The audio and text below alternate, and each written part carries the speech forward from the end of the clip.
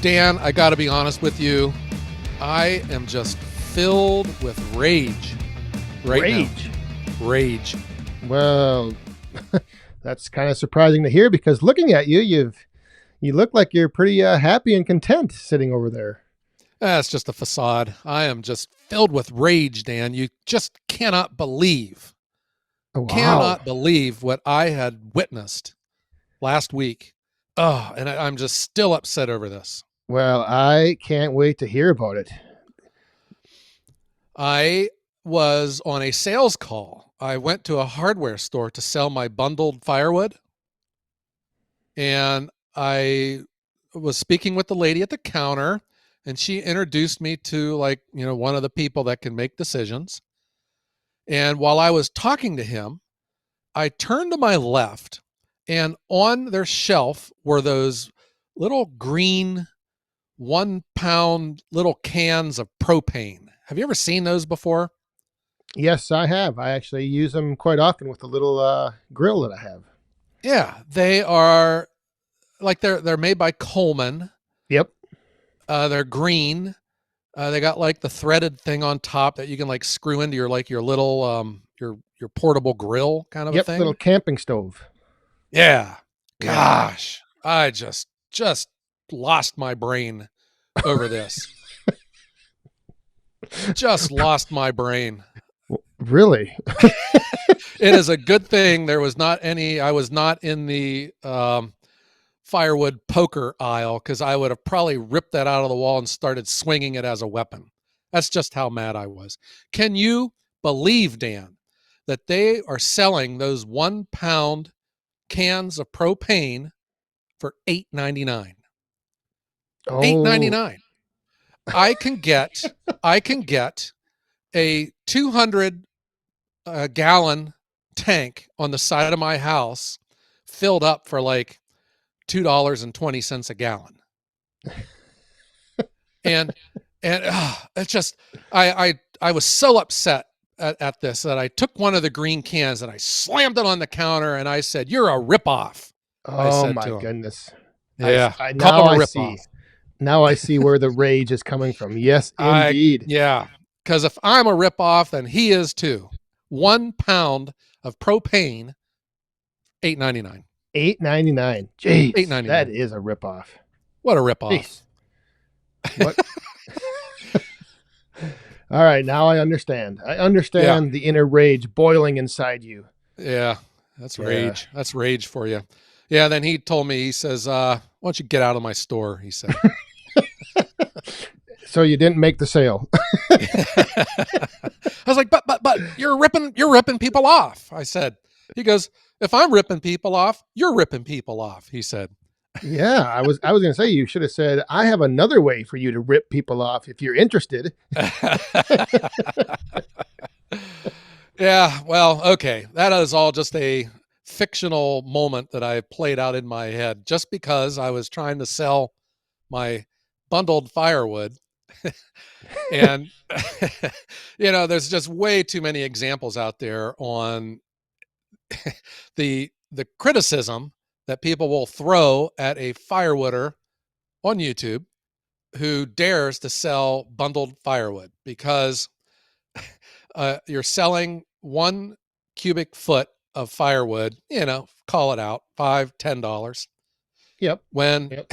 when that's a ripoff, because you can buy an entire third of a cord for $60. What a ripoff. Right. Yeah. A whole truck bed full. Yeah. But, I would think that the person buying a bundle probably doesn't want a full third of a cord of firewood. Just like the person buying a 1 pound can of propane, maybe they don't need a 20 pound can for a barbecue grill. I don't know. Right. I'm just saying. Or a 200-pound tank in their backyard. Or that. Yes. Yeah, it's hard for a lot of people to see things like that. It's always interesting. Yeah, I get your videos stay out there forever on Facebook and on YouTube, and it's a weekly occurrence. where one of these, it's like one of these comments come in and they're just offended about this. And I'm thinking, well, the way that the free market works, if you are not interested in something, you don't buy it. Nope, that's Such not a how it novel works. idea. That's not how it works. Not Not at anymore. all. Well, if it's propane, no one says anything. If it's a bag of mulch, no one says anything. If it's a Right. Dr. Pepper, no one says anything. I But was by just going golly, there. Dr. Pepper, soda, yeah. everything. But if it is firewood, look out. Yeah. I don't know what it is. And I'm in the same boat, man, now with this mini firewood going. Whew. Uh-huh. Oh my goodness. Although Well, it's not as bad as I thought it was going to be because I think people look at it a little different. yeah. Than, Well, I would think you would have multiple people mad at you over your small firewood. yeah, it's not so much the ripoff. It's more or less I can get that anywhere next to my campsite. I can just grab some sticks if I want them.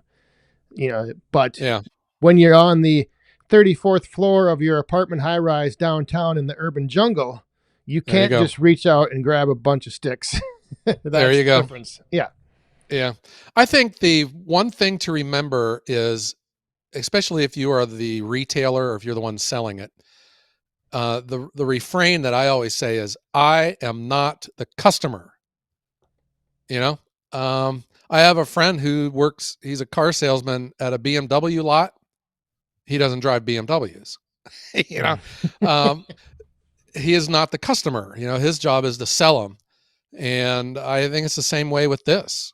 You know, and that's where I'm saying I think you're going to have two people mad at you on the small firewood. You got the first group who's upset that you're ripping people off because you're selling them a little thimble full of firewood for a severely high markup, number one. And then the other group of people who are going to be furious at you is that you've touched that wood way too many times and now there's no way you can make profit. Yeah. It's definitely handling too much. And yeah,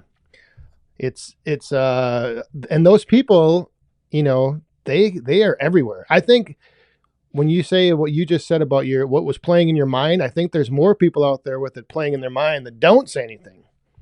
But let me Possible. tell you, yeah, Yeah. it's always Well, fun. and I think it all falls under that level of rage. And man, when I saw that propane can, I just went off. Yeah. I was just a raging lunatic. I just had like a vision in my mind of like, in the movies when like the screen kind of gets blurry, so you're going into like a dream or an altered reality. That was you standing in line. Yeah. And then like the guy's shaking me, get a hold of yourself, man. Get a Wake hold of up! your It's just a dream. It's just a firewood bundle. It's Yeah. just a propane tank. Yeah. But in my case, the sales opportunity, I was prepared for it, but it didn't go the way that I thought it was going to go. So this is a locally owned hardware store, and there's a bunch of them out there. And when I am thinking of my sales, I try to be professional. I bring my flyer in, my business card. I look good. I bring in a beautiful looking bundle as an example. And I wanted to, I'm thinking I'm going to be talking about how great my firewood is. It's clean. There's no bugs. I'm not going to junk up his sales floor with my stuff. The first thing out of his mouth, the very first thing was, how much? He could have cared less about everything. He just wanted to know how much. The bottom line. That's his Yeah. only concern. Yeah. And Oh, that's where I think, like a lot of retailers too. And I think that's where, I don't know, we import our values into other people, where you want to do a good job. You want to serve your community. You want to be an upright, public, or a professional servant yep. as a retailer. But at the end of the day, you got to make money. And that was the very first thing was how much, How which much? I hadn't, yeah, which I had an answer to him. But, I of course want to maximize my position as well. Right. You want Yeah. to show why, and why that how much he's going to, it's worth. You want to show the value in it, not just get to the bottom Yeah. line, be done. Well, that could also tell me too that he maybe just sees firewood as a commodity and not as a value added opportunity. But what I brought in there, it wasn't a dog and pony show. What I brought in was what the firewood would be. It was Yes. dry, clean, professionally prepared, stretch wrapped with a label. Looked great. Wow. Yeah. And But then I got distracted by that 1 pound of propane, and then it and went when downhill from there. so you didn't follow up the how much with the not only how much, but from who? Do you know who I am? That's why he put his wallet in his front pocket when he saw me. Yeah. Yeah. Yeah. I think though that is when you walk into a retail place, if you're making a sales call, you got to be ready. You got to put yourself in the shoes of your target and understand what their motivations are, because theirs is maybe different than yours, or they're just understood differently. So I think you just got to be on your toes. But I think it's also important that you be able to read the situation. And I think it goes both ways. Like if you are a customer, if you are like raging mad because whatever you bought was broke, or you got ripped off at the cash register, or you have any type of customer service related matter, I think it's just important that you maybe avoid the rage, and just understand what you want out of it and make that your goal, and then just Right. be ready to negotiate it. Yeah. And I'm speaking from the position of an old retailer. I've been on the other side of the counter plenty of time, and I've seen the way people act, you know, in in a stressful situation or a frustrating situation. And I don't know. It just seems like to me, I think maybe I could have wrote a book on how to get anything you want in a from a retailer or from a business, in a customer relation standpoint. I think rage is probably not one of the good ways. That's not at the top of the list. Uh-huh. Well, are you like, as when you're a customer, and I'm sure, all of us have stories, I guess. Are you the type to like throw fits and, and demand demand the manager and pounding your Oh, fist on the table and stuff? no, no, not at all. Never have. Nope. I've No. seen people like that though. Oh yeah. Yep. No, I'm not like that. Uh-huh. It seems I speaking personally here, for 20-ish years I had my professional career was a very confrontational position, and it was like a daily thing. I was always dealing with personnel matters and people who were usually our employees who were mad or they're going to get terminated, and I'm like, right in the trenches with all of this. I have learned as the older I get, the more I try to avoid confrontation, Yes. and I just try to just go on about my day. But it is interesting when you were talking about that to think about, someone like the owner of that store. If he had an interest in selling firewood, he probably would be reaching out and doing his research, but he's just interested in how much money he can make. And you brought this in, and that's the only thing on his mind. How much? Yeah, I think because a retailer's trained to know that their sales floor is is to is to generate income for them, Yep. and shelf space is expensive, so that's why they spend so much time making their store look nice, making the shelves look full, and making the layout make some type of sense. Yeah. And he may have had interest in whether, like the presentation of your bundle, what species of wood, all that stuff. But at the end of the day, the one big looming thing in his mind is how much. Yeah, how much money? How much can I sell it for? Well, you got to think too. Let's go back to that propane can. It all matters on what he's paying for it versus what you sell it for, Yep. and you know, and that's why you notice too when you walk into like a retail location, the items that are usually on end caps, things that catch your eye, things that are at eye level, are usually the ones that bring the biggest return to the retailer. So That's that's why right. you see like razor blades and whatever the expensive items, are always at eye level. And then like the cheap stuff that is, like motor oil and stuff, you might see it down by your down by your knees. I'm thinking of like a Dollar General kind of a Right. store, you know? Hmm. So let me ask you this: Did you? So you Yes. didn't get the sale? No. Okay. So Well, not yet. not yet. Okay. All right. And Yeah. this is where I'm going with this. So Uh let's huh. say, he at the end of the day he started thinking about it, and he's like, well, maybe firewood bundles wouldn't be a bad idea. But let's say he finds someone else, and 6 months from now, that vendor is garbage, selling garbage bundles. He Uh remembers huh. you. He calls you up and he says, "Hey, do you remember me? I have that store that you came into a few months back. Are you still interested in bringing me bundles?" Yeah. What do you say? Yeah. I would. I have. I repeat this a lot. I have very high self esteem. I have no points to make. You know. I would say yes. I'm your guy, and let's just go forward with the relationship. So that I would, but I know of people, that would absolutely not. Once they've been slighted or turned down, that's it, and they move on.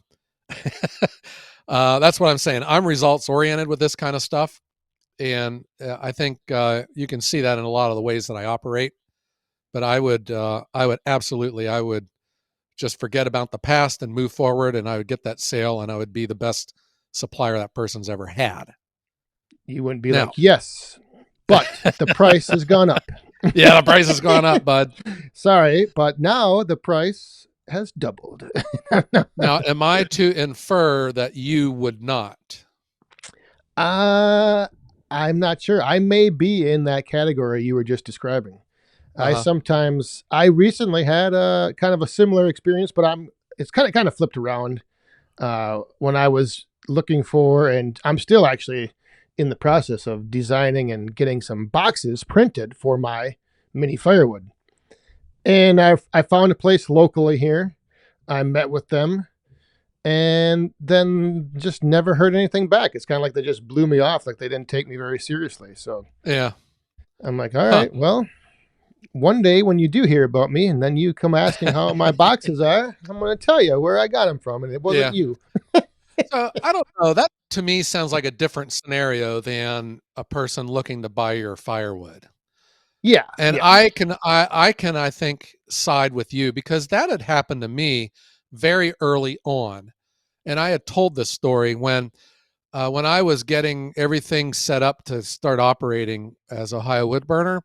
I was on my way to my accountant, and on the way was this printing company, and I had some PDFs of my flyers and my business cards, and I was stopping to see if they could print some of them up for me. And the lady, okay, she was polite, but she made it clear that they would not want to deal with someone small like me. And it was like Yeah, one of these go away, and when you get big enough, come back. yeah. And it was a deflating moment for me. I think, I speak about this in other episodes with how vulnerable you are when you have this beautiful idea, and that's why I'm now telling people quit asking for other people's opinions. You know, if it's good enough for you, then it's good enough, and go for it. And I was at a point when it was almost. I still remember when I left that parking lot, I felt dumb, and instead of turning left to head on down to my accountant's, I almost turned right and went home. Went home. And Ooh, and that is what, that type of matter had did to me. Now that I am big and I'm doing pretty good, I wouldn't even consider those guys. right. Yeah, Absolutely would not. And and in the meantime, I've already found another printer who I think just blows these people away, you know. yeah.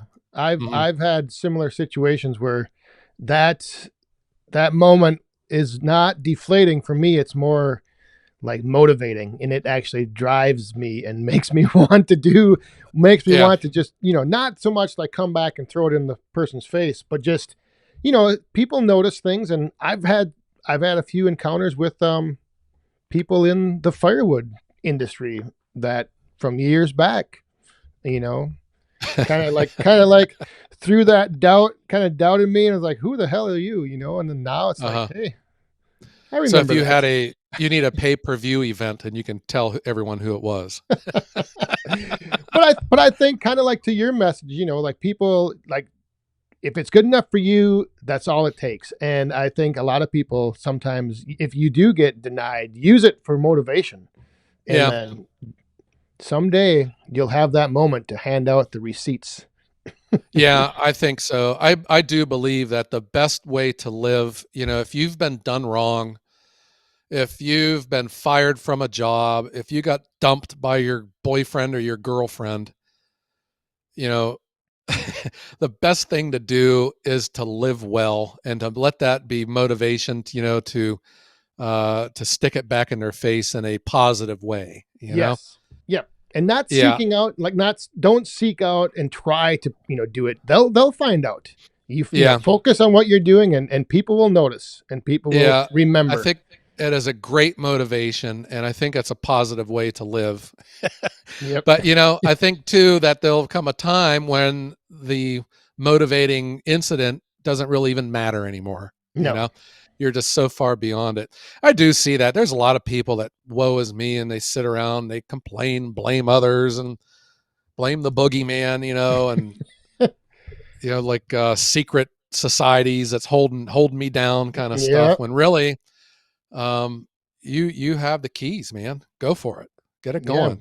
Uh-huh. One day you'll just be standing there and look over your shoulder and see that green propane tank and be like, ah, there it is. There's the moment Yeah. where it all changes. Uh-huh. And then I'll just rage all over the guy, call him a ripoff. If I have to listen to it, you do too. Yeah. Oh, Wow. Bad rage. Are you a road rager? no, I'm seldom on the road.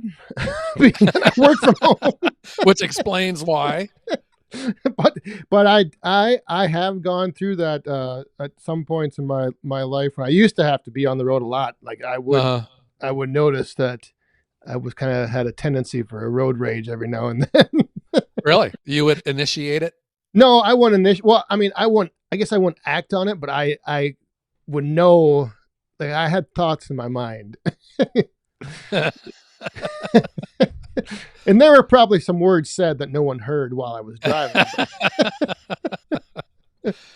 I have a theory about road rage. It's like I learned it from deer hunting. You never hear of like rage in the woods during deer season. I think that the distance being removed from the probability of getting socked in the nose is inversely related to how angry you react to another person. I And would I think agree. that's why I would there's agree. road rage. Yeah. Yep. Yeah. I had been involved in a recent road rage incident. Oh no. I was. And I'm very mild mannered. I am results oriented when I drive. I don't care anymore. You always get cut Yeah. off and this and that. Who cares? Good gosh.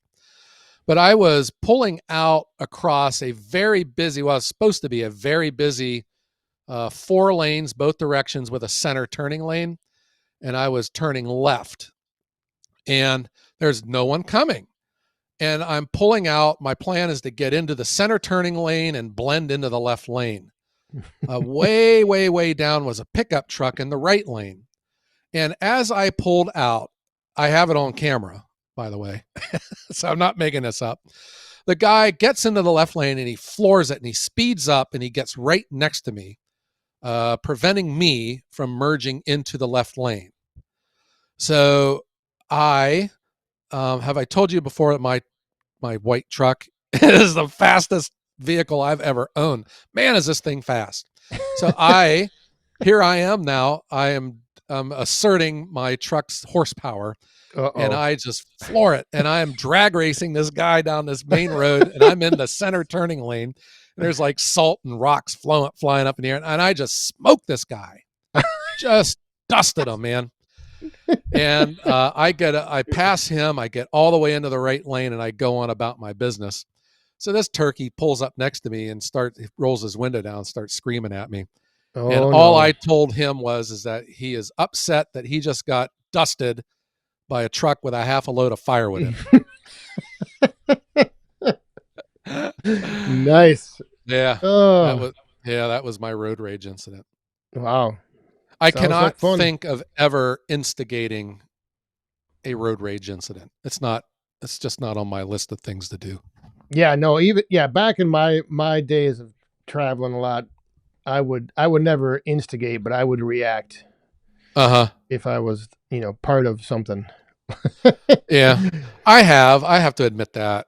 I've told a number of people that they're number one. Oh But yeah. I've never instigated it though. I don't know. Yeah. Yeah. I do believe I know a lot of people that are road ragers, and I see how it spills into the rest of their lifestyle. And when I was in retail and the way that some of the customers, okay, no matter what happens, there's always going to be a time where you're upset as a customer and you want your money back, you know?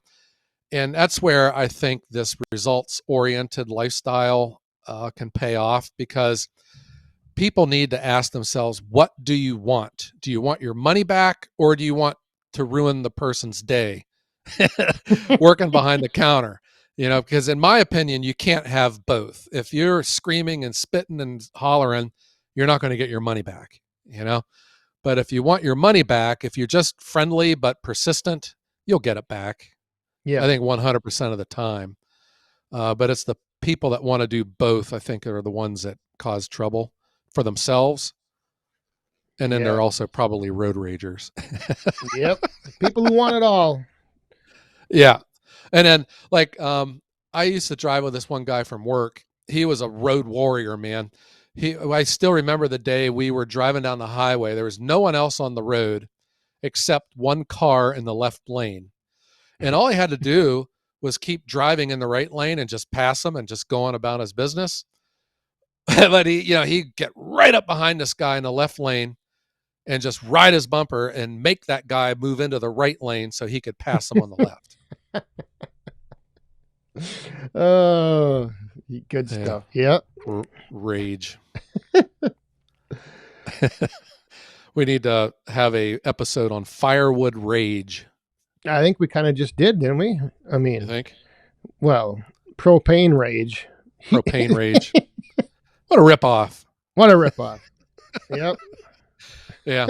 I should have waited for someone to buy one. I should have went up to him and I would say, you shouldn't buy that. You can get 200 gallons at, $2.20 a gallon. Or what are the ones for like the standard for the grills that they have at like gas stations? At 20 gallons? Yeah, they're Or like 20 20s. pounds? Yeah, those are like $20. Yeah. Yeah, I just got mine filled up for $12.95. Well, there you go. Yeah. Shoot. Still a ripoff. Oh my God. As soon as we're done with this episode, I'm going back down there. You better. I was gonna say. I think you need Yeah. closure. I'm going to be the rip-off police here.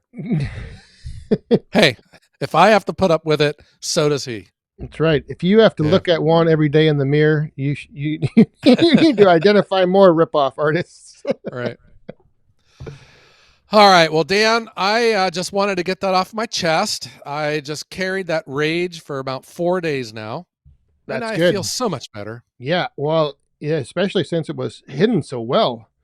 I mean, I would have Yes. never guessed you were raging inside like you were. I'd make a good poker player. You can never see what's going on inside my brain. Well, I thought that was just because usually there's not much. Yeah, very little. You've been talking to my wife, I see. All Yeah. right. Well, shall I strike it up? I think The you should. Why don't you The strike band. up the that band? is. The band. Yeah. Yes. Yeah. I'm going to go outside and stand in ankle-deep water. Nice. Yeah, bad rain, boy. Ooh. Well, April showers. Yeah, bring May showers. Yeah. Here in Ohio. That's Ohio right. is a Indian word which means rain. Yeah. All right, everyone. Well, thanks for tuning in to another episode here on the Woodhounds, the #1 firewood podcast in the world. That's right. And we want to thank you all for helping us become that. And please, regardless of the streaming service that you're listening to, please find where the rating is and give us a 5-star rating. It does help us out a lot. All right, Dan, I'm going to tell you to stay cool and don't rage and have a great day.